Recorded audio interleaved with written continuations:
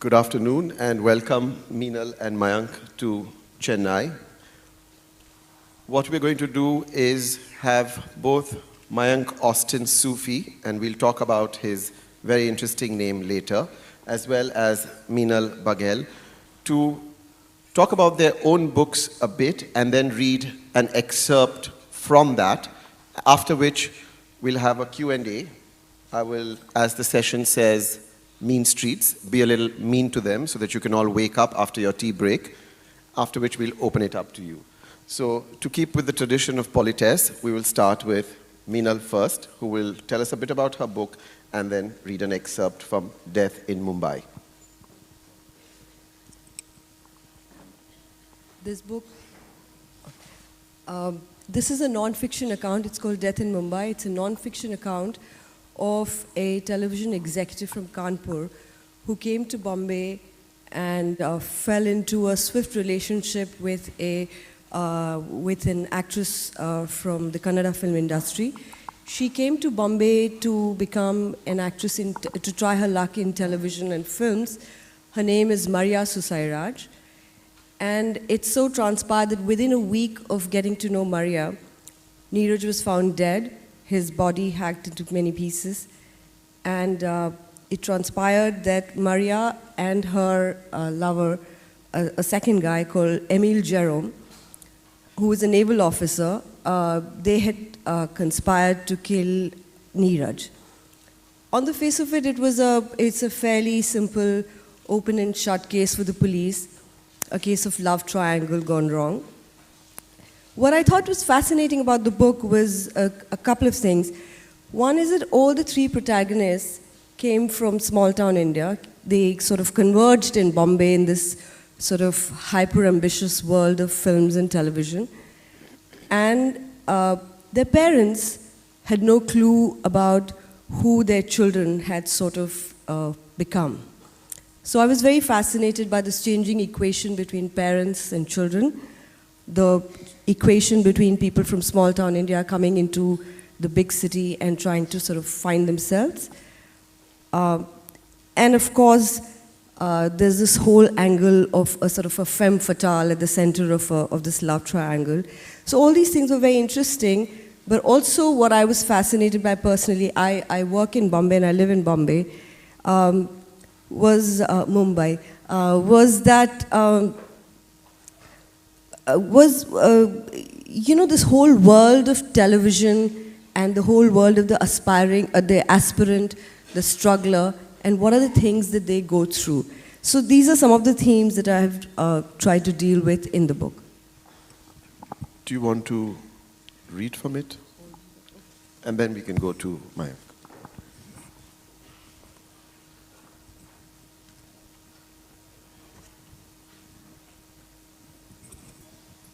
So, I'm going to read a small portion which is not so connected to the main story.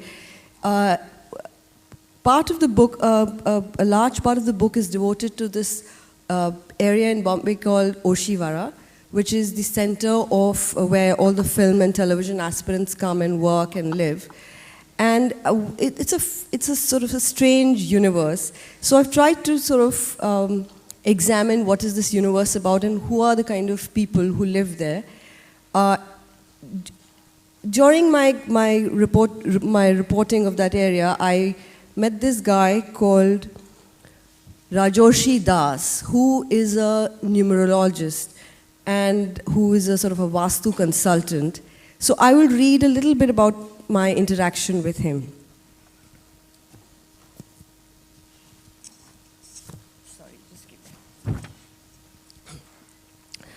Just as Soho has its sex shops, Charminar its bangles, Castro its gay community, and Ginza its boutiques, Oshiwara has its clairvoyants, astrologers, Vastu consultants, gemologists, tarot card readers, rune readers, aura diviners, and numerologists.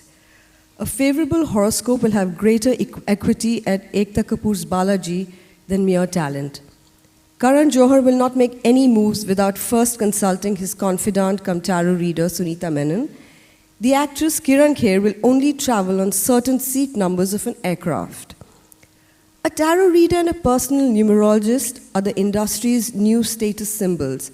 Rajarshi P. Das told me when we met at Indigo, Andheri's hip new cafe, whose design and cuisine aspire to New York standards. When I asked for directions, I was told it was located bang opposite the office of a famous palmist. Das was the man behind Moons. She's one of the characters in the book. Das was the man behind Moon's name change, the one who told her never to wear a diamond, for it would be like poison for her. There's a sparkle inside her, and the added sparkle of the diamond will make men behave aggressively towards her. Das looked like he had not bathed in days, and there was a shifty-eyed smarminess to his manner that raised my hackles.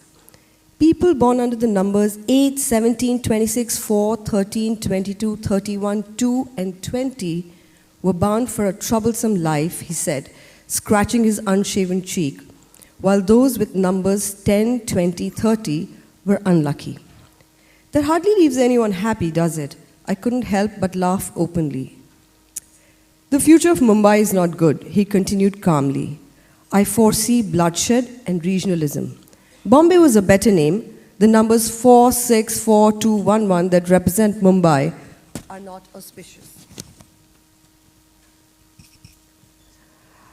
In that case, why did you bother to come here from Calcutta? I asked, now flaunting my skepticism. Rajarshi P. Das, desperately hoping to distract his hostile interviewer, asked for my birthday to predict my future. I curtly refused, bringing the doomed interview to a close.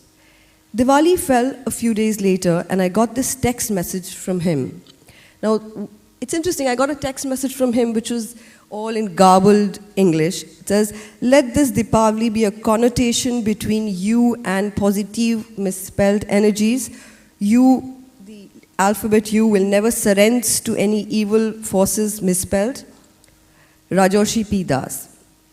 I spent a few happy minutes contemplating the future of a person whose business depended on spelling-based predictions. I also made the reporter's cardinal error of being blinkered by my own biases. Less than a month after my meeting with Rajarshi, 10 men wafted into Mumbai in a dinghy, holding it hostage for 3 days. I recalled his prediction about bloodshed in the city. So we met again, this time on his turf, on his terms.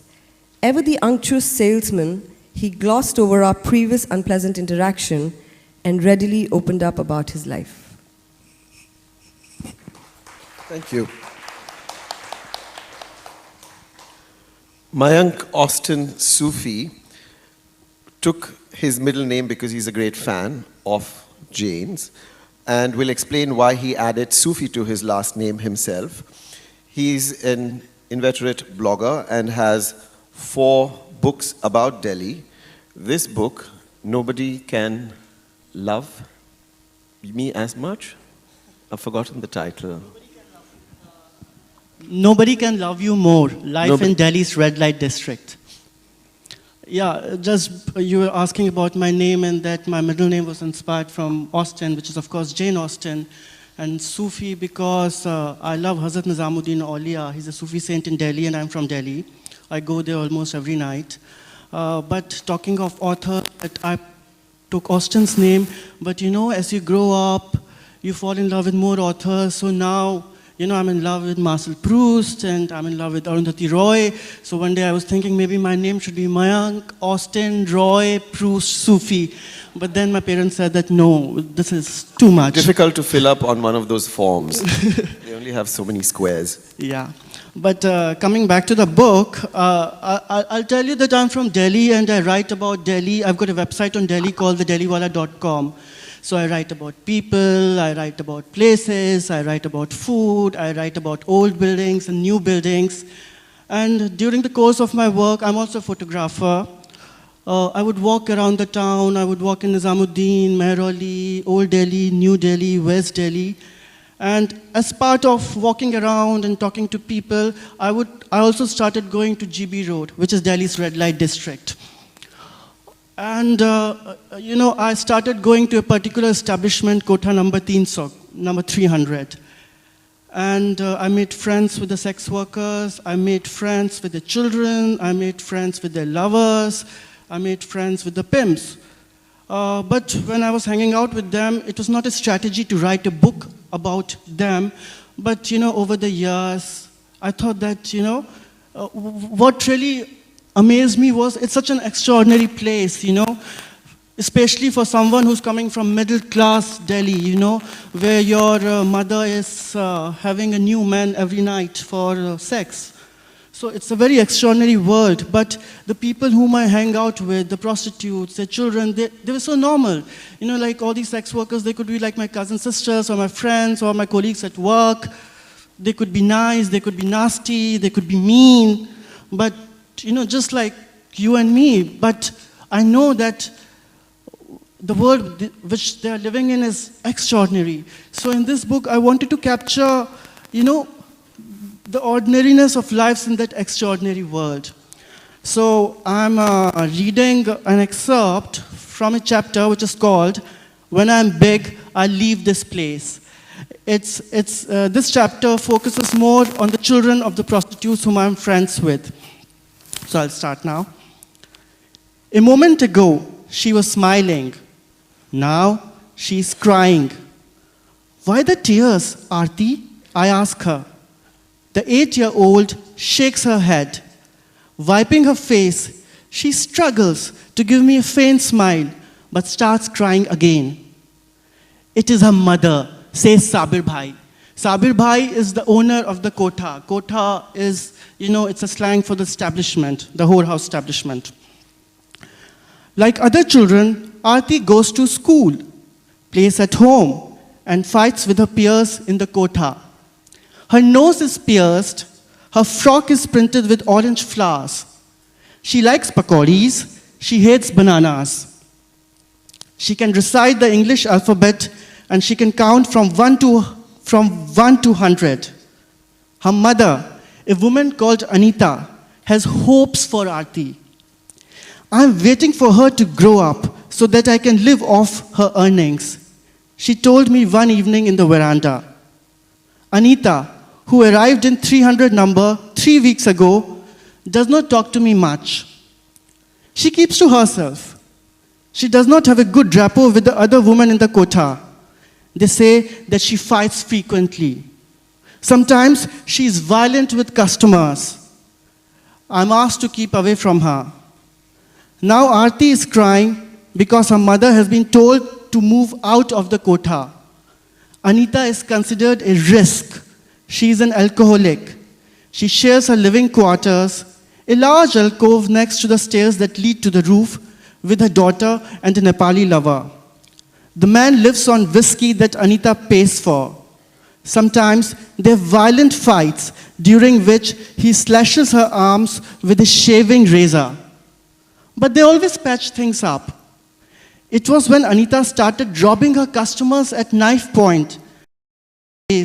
Food rots on the floor, toilets are seldom cleaned. Here Anita has the alcove to herself, says Sabir Bhai. There, both mother and daughter will have to live in a small cubicle in which only a single cot would fit. Most women in Sabir Bhai's kotha don't want to let Aarti go. But who are we to separate a child from her mother, says Falak. She is another woman there. After a pause, she says, don't get duped by the girl's innocent looks. She is as cunning as her mother. At night, when Anita gets drunk, she usually gets into a fight with her daughter, who is just 8-year-old. Aarti's response to her, "Ek din tu bhi randi banegi," which means, one day you too will become a whore, was, the child would say, "Randi, tujhe main jhapar maar dungi. You whore, I will slap you." Searching for the mother, I go upstairs to the alcove. Anita is peeling potatoes for dinner.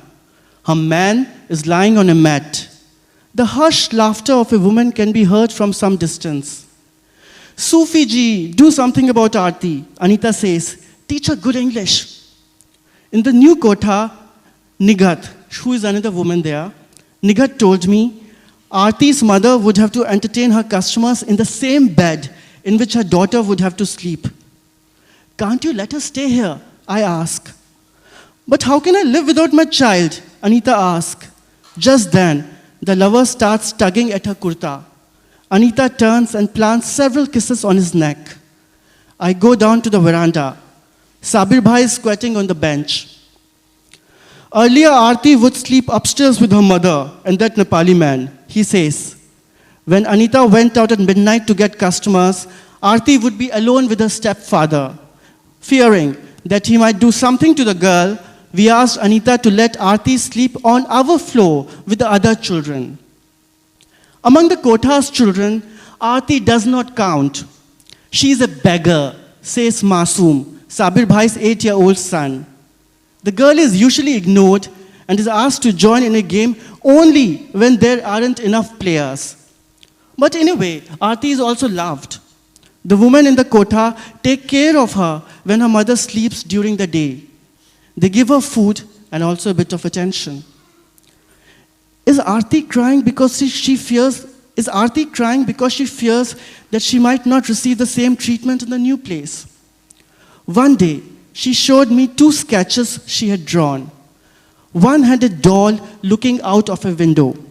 It was easy to guess where she got the idea from. In GB Road, most women solicit customers by waving their arms from the balcony windows. The other sketch was a curious combination of a fish and a man. Aarti identified the man as her father. Later, Sabir Bhai confirmed that Aarti's biological father, a laborer in Chavli Bazaar, occasionally comes to the Kotha to meet her. Once, he had taken her fishing in a lake outside Delhi. Perhaps the memory stayed with Aarti. According to Sabir Bhai, the laborer feels for his daughter. Then why can't Aarti's mother move into this man's house? She cannot. He lives on the pavement, says Sabir Bhai.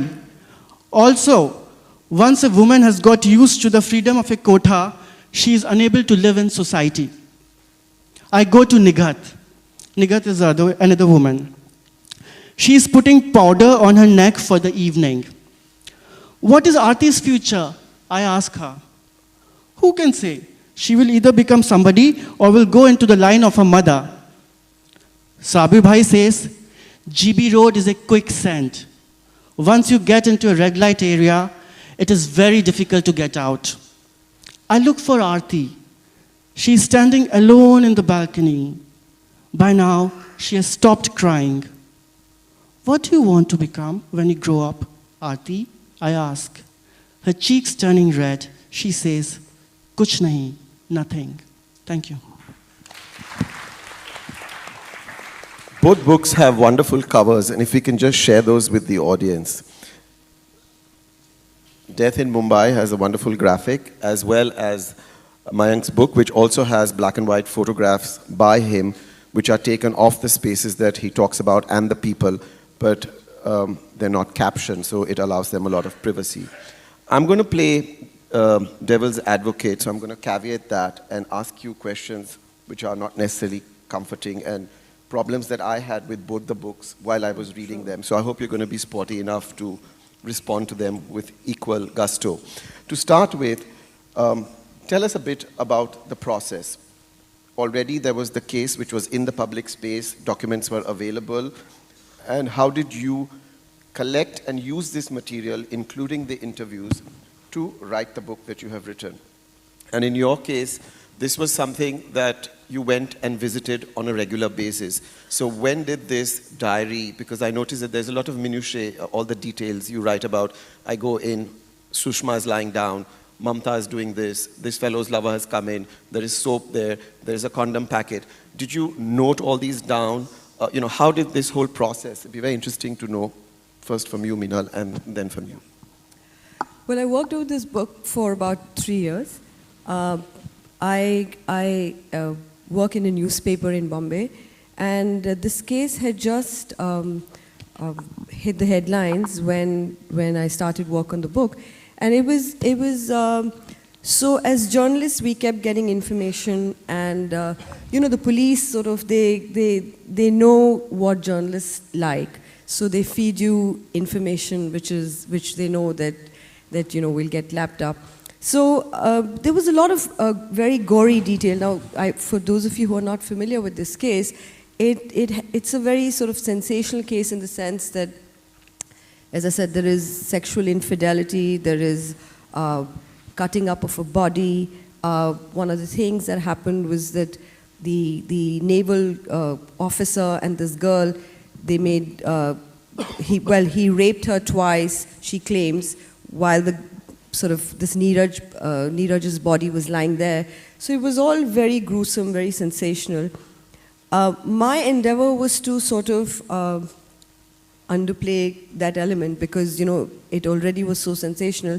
So the idea was to speak to the policeman. The problems that I had writing the book was that there were three main protagonists in the book. One guy was dead, the two others were in jail.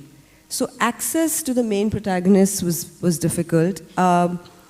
The families, because, you know, there had been such intense media scrutiny, were initially very unwilling to talk. That's where I realized that, you know, in our day-to-day work, you know, because of pressures of deadline, we want to rush through things. But this gave me the sort of the great luxury of time. So if you step back and go back to people after some time, you know, most people want to talk, actually. Most people want to it's a sort of catharsis for them as well. So I went back to them after some time. My primary source, however, remained the police charge sheet. And so we waited for the trial to finish in courts so that, you know, you get an authenticity. Like, for instance, everybody assumed that this Maria Susairaj was the guilty party and that she had killed him. But she was only punished for abetment to the killing, so and got out after 3 years. Then, you know, there's a section on Oshiwara for which in Bombay there was a great, because the story was so sensational, there was a great race to turn it into a Bollywood film, which I thought was an interesting sort of side story. So there was, I met the best characters in the book actually through this. So one of them was Ekta Kapoor, who has been profiled in the book. She wanted to do a film, which eventually she did not. I met a woman called Moondas, whose story actually very tragically mirrored Maria Susairaj's, who was signed on to play Maria's character in a film, in a B-grade film, which again never took off. And finally, I met Ram Gopal Varma, who actually did make a film. So that was an interesting sideshow. And do you want to share with us what the name of the film was and whether it did well at the box office? Well, it did not. It was called Not a Love Story, which Ramu thought was a very cool take on the whole event. Well, you know, as I said earlier, that when I started going to the Kotha, I did not know that I would be writing a book. I would be just hanging out there. I made friends with them. And it was sort of, the relationship started off very beautifully because at that time, you know, I was not their customer and they were not expecting anything from me. And I was not expecting anything from them in terms of, oh yeah, there's a book here to be written about. So, you know, I would just go there, I would spend time there, and I would be walking around that part of the town a lot because that's just on the border of Old Delhi. And I would be walking a lot in Chavri Bazaar, in Chandni Chowk, in Bali Maran, and GB Road is very close to these places. So when I'll be tired in the evening, I'll go there. One of the women will cook food for me on the roof. She lived on the roof. And I would be hanging out with the children. I'll be watching TV with them. We will be fighting over TV channels because they would like to see Salman Khan movies. They would all the time, one of the kids would always be watching Dabangg. And I would like to watch, you know, the Hindi movie songs on Channel V and MTV, so we'd be fighting over that. Or otherwise, I will be sitting with the women in the veranda where they wait for the customers. And there, you know, such surreal things would happen that, you know, they're waiting for the customers and I'm sitting with them, and while we are killing the hours, we'll be watching the Saas Bahu serials, and I would be thinking, oh God, like my mother is doing exactly the same thing as these women are doing, and that's what I'm doing. What is this? So, you know, after a year or so, when I realized that it's a very intriguing, you know, this world is very interesting, and I want to understand this place. I want to understand this place in this city, and I want to write a book about it. So then, you know, I started taking down notes. But it was not like this, that you are Sushma and I'm talking to you, or you're cooking dal for me and I'm writing down whatever you're saying. Because, some things are just imprinted in the memory because I've been going there for so long. It's like you're talking about your drawing room memories, where's the Buddha statue kept, where is the sofa, where is the record player, so you know all the things. But at the same time, when now I know that I'm writing about the lives here, so what they're talking, what's happening, who are the customers, what am I seeing, what's the color of the afternoon light which is streaming into the veranda, that obviously I cannot remember all that in graphic details. So I would go to the TV room, I will lounge on the bed, which belonged to the kotha owner, and I would take down my notepad, I will write a bit, and then maybe I'll take a nap, maybe I'll read a Jane Austen book, and then I'll again come out. So, it happened like that. But it was not like, I've put on my dictaphone, because, I did not go there as a reporter. It was more like writing about people people who are your friends and, just like your family, yeah. I want to ask the next question to Meenal. Why this case? I mean, there are so many horrific cases that could be there. There are other sensational cases. I mean, the case you mentioned about Moon itself is a book in itself. But what sort of prompted you to write about this particular story, knowing that it had had so much media and that there was a certain undercurrent of sensationalism? In 2008, two stories had happened. One was in Bombay at that time. And why I keep saying that is because, as I said, I work in Bombay. I do a full-time job. So I was commissioned a book to do a book on urban crime. So I knew that I was unlike Mayank, I set out as a journalist. I set out as a reporter. Whoever I interviewed, in my mind and in their minds, there was no ambiguity. So I was commissioned to do a book on urban crime, and I thought of this particular incident because, as I said, there were 2-3 streams that got me really interested. One was, I think, the changing equation between young men and women, the kind of the role that casual sex plays. Second was the changing equation between parents and children. I was really fascinated by that. One of the when this case was still sort of hot news, one of my colleagues brought in pictures of Neeraj Grover, who was the victim, his parents breaking down at the police station. I was just really moved by those photographs, and I thought that, why did this guy had to get killed? And what transpired that within a week you sort of fall into an affair with somebody and you're dead, in a week's time. So those were the questions that interested me. And I also, I grew up in various small towns of India, and I've worked in Delhi and Mumbai. So I was very interested in this relationship that people who grow up in a certain environment, and what is the relationship they have with the big city and how it changes them. Like, one of the things that you talk about, like mean streets, one is, the physical space where you are, you could be physically in danger. But there's also an environment where you're away from home, where you're not safe, which could also be, like, say, the very, very competitive world of films and television.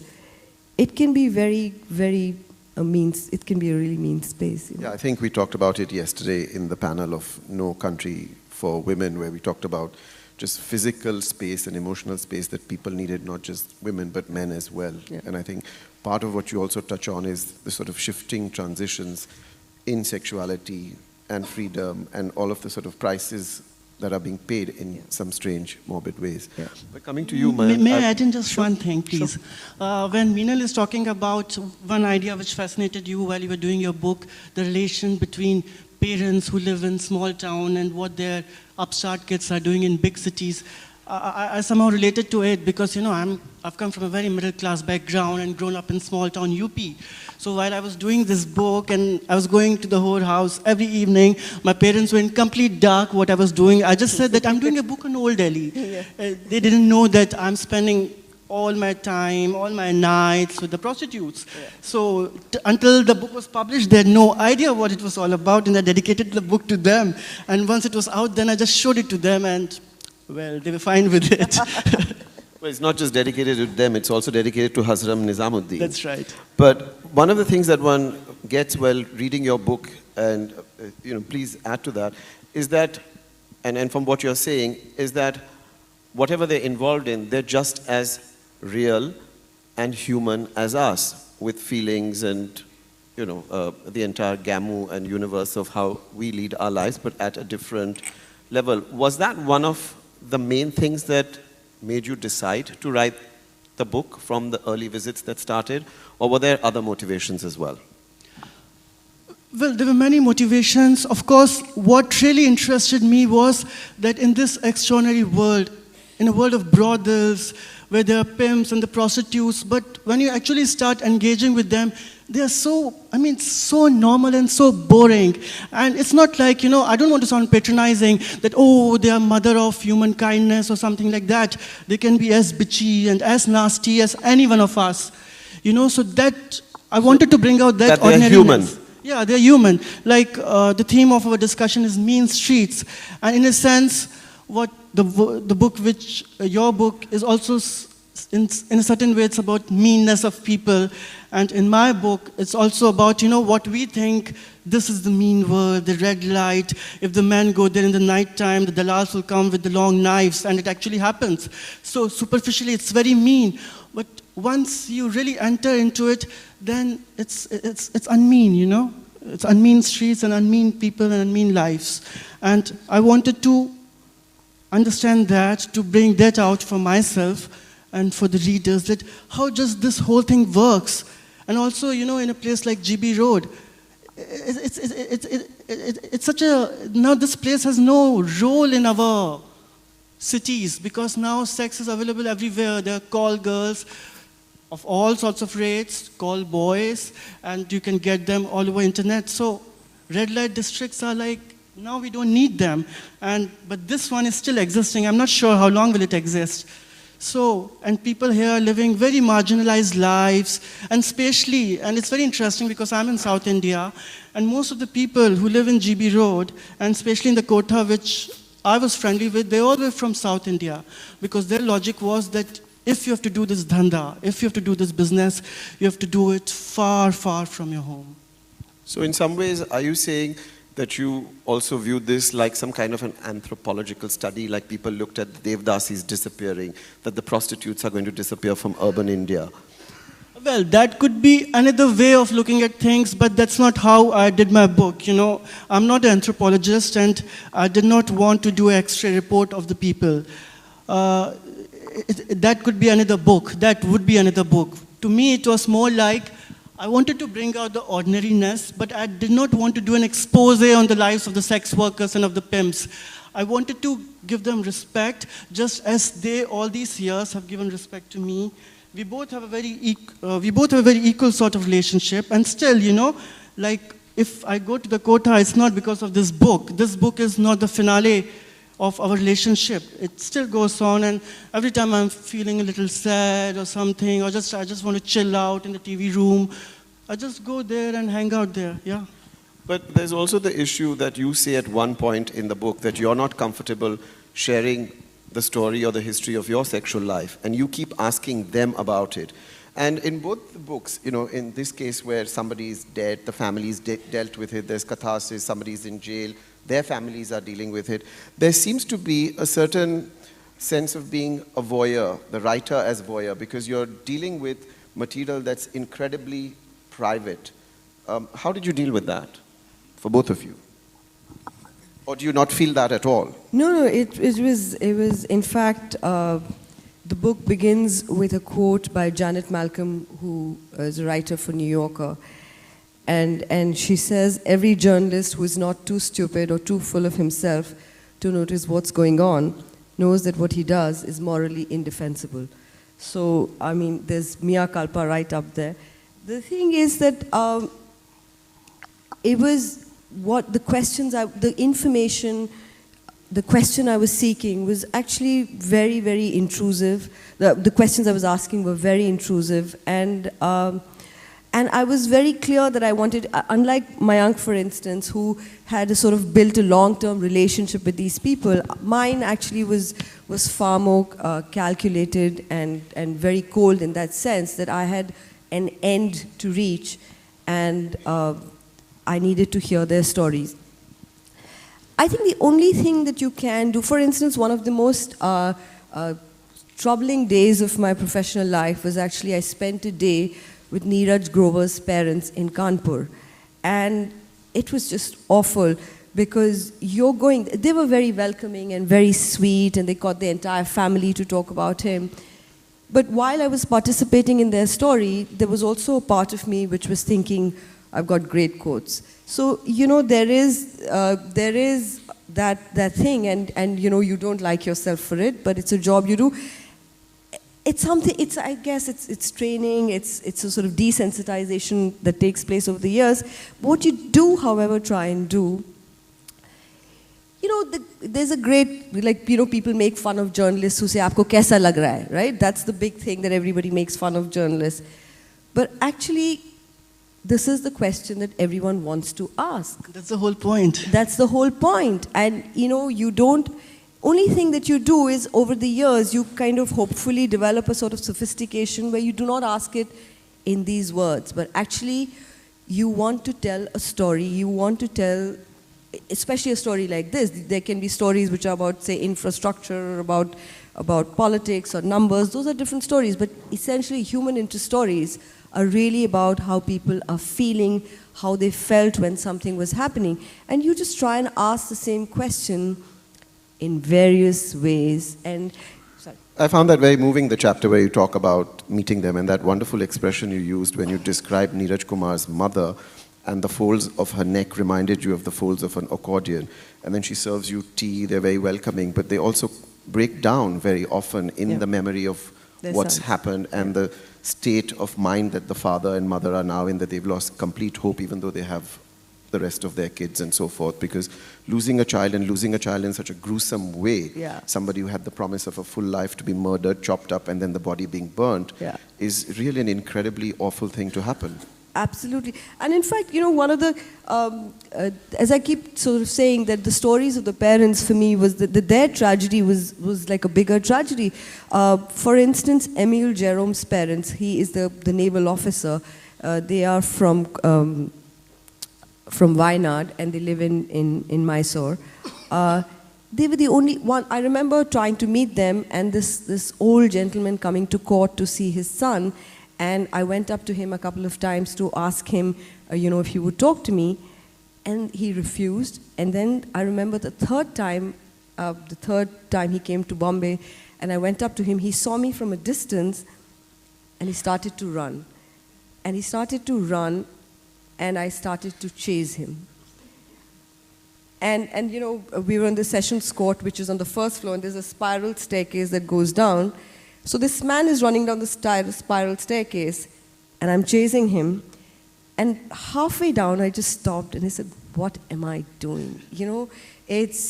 I just felt so awful and so terrible. I never called them up after that. But so his story is possibly the least represented in the book. But I just felt that, I should respect their privacy. Of course, I will be very uncomfortable if any one of you ask about my sex life. So similarly, I knew that if I ask about their sex life or about their sex partners, it's just not done. It's not fair. So I would make gentle probes, and I really did not ask about their sex lives, but since their life is based around customers, so to understand that word, I made gentle investigations. I would ask them, talk to them about things, and indirectly come to that thing. But while I was writing my book, I was very certain of this fact that I'm not one of them. I don't come from their part of the world. My mother is not a prostitute, and I cannot imagine or I cannot pretend to feel like what their life is like. So it was very important for me that in this book, I don't know if it came out or not, but it should come out to the reader that this is just one of the books which could be set on the life of prostitutes, but it should not be the book. That kind of book should come out from them, or maybe the children who would write about that book. So I wanted to bring that out, that I cannot be that voice, and that would be a different book. So that was very important for me. And I also wanted to, when I was doing this book, I did not want to be, all about sensation. And it's just so strange that once I finished the book, the manuscript was ready, I fell in love with this Greek poet called Kavafi. And I was reading one of his verses, and I read it and I realized, oh God, like this is the essence of my book. If you permit me, I read it. Please. So I really love this poet, and I really love these lines. And I think this is the essence of the book which I have written. So it starts like this. When I went to that house of pleasure, I didn't stay in the front rooms where they celebrate with some decorum the accepted modes of love. I went into the secret rooms and lounged and lay on their beds. Thank you. In some ways, you've taken the material, which is the story of their lives, you've taken the material, which is the story of the trio involved, and made it your own. The book is out there, your name's on it, you have the name and fame. The family still deals with closure, the emotional catharsis, and whatever it is that families have to deal with. In your case, they're still dealing with the day-to-day infidelities of the customers not being there, of having to make those 2 meals happen, not knowing whether they'll still be there in the quota after a few months. Where is that thin line between propriety, morality, ethics? Did you even ask or take sort of like, when you do PhD and you're working on something, you have to have release forms. Did you ask their permission to say, I'm doing this story, how is it going to affect them? Did those thoughts go through your minds? Yeah, I mean, What after the book to the people who were involved in it is really my question. well, as I said, I went as a reporter. I was very upfront with people that I was interviewing, that I was interviewing them towards this book, so there was no doubt in anybody's mind. There was no element of subterfuge but I think it's still interesting because, very often as journalists we interview somebody and then we think we've done a sort of a fairly sensitive profile or written sensitively about them, and they get really upset. And it could be a word, it could be a phrase, and they get really upset. So I think Ekta Kapoor, for instance, who was very generous with her time and she opened up about her life, she stopped talking to me. Neeraj Grover's parents, his father called me the other day to say the mother had died. So I'm in touch with them, and I'm in touch with the police officers. So I think as long as you're not misleading people, I think this is what and a lot of people also, to be on the positive side, a lot of people are very, actually, it does give them, not everybody has access to psychotherapists and so I think a lot of people are also happy to talk, to share their stories. Yeah, well, while I was doing this book, so when I decided that I have to write this book, I asked them that I want to write this book, and so I'll be asking you certain things, and I will be seeing things, and I will be noting them down.